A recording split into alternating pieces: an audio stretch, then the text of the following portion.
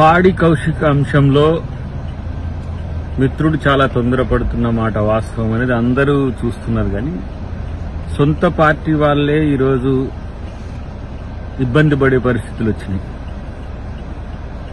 తోటి ఎమ్మెల్యే పట్ల వ్యవహరించాల్సిన తీరు అది కాదు.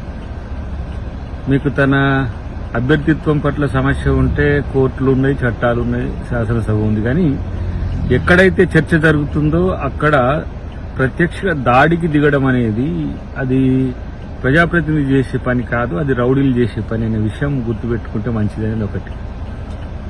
ఆ విషయాన్ని బేస్ చేసుకుని కేటీఆర్, హరీష్ రావు మాట్లాడుతున్న తీరు చూస్తే హాస్యాస్పదం అనిపిస్తున్నది.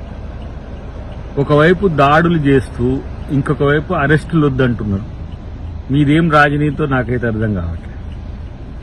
అంటే ప్రజాప్రతినిధులు మీరు చేర్చుకున్నప్పుడు అట్లనే దాడి చేస్తే బాగుండేదని అనుకుంటున్నారా?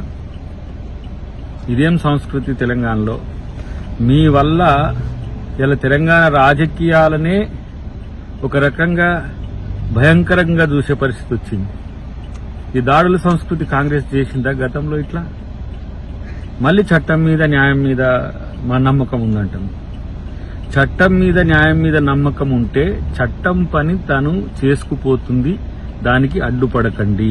అంత నేర చరిత్రనే లగచెర్లలో రైతుల మధ్యన రౌడీలను పెట్టడం, ఇటు విద్యార్థులు వస్తే అక్కడ రెచ్చగొట్టే శక్తులను పెట్టడం, ఇటువైపు మీ ఎమ్మెల్యేలనే ఇంకొక ఎమ్మెల్యేల మీద దాడులకు పురిగొల్పడం, ఇంకొక వైపు ఏమో ఆర్థిక నేరాలు చేయడం, ఇంకోవైపు భూ నేరాలు చేయడం.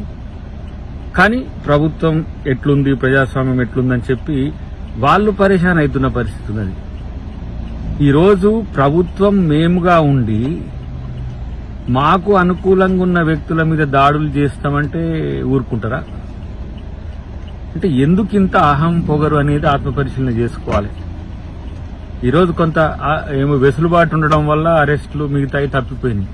కానీ నేను గతంలోనే చెప్పిన, ఎవరినైనా సరే కేసీఆర్ కుటుంబం వాడుకుంటది.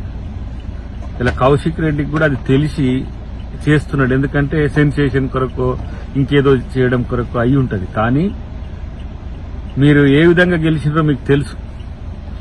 గెలిస్తే గెలిస్తే జైత్రయాత్ర లేకపోతే శవయాత్ర అని చెప్పి ఆ విధంగా బ్లాక్ మెయిల్ చేసి గెలిచిన పరిస్థితుల్లో దాని విలువను కాపాడుకో మిత్రమా. ఎందుకంటే గతంలో కాంగ్రెస్ పార్టీ ఉన్నావు, తర్వాత మాతో కలిసి పనిచేసినావు కాబట్టి ఇది హితవు.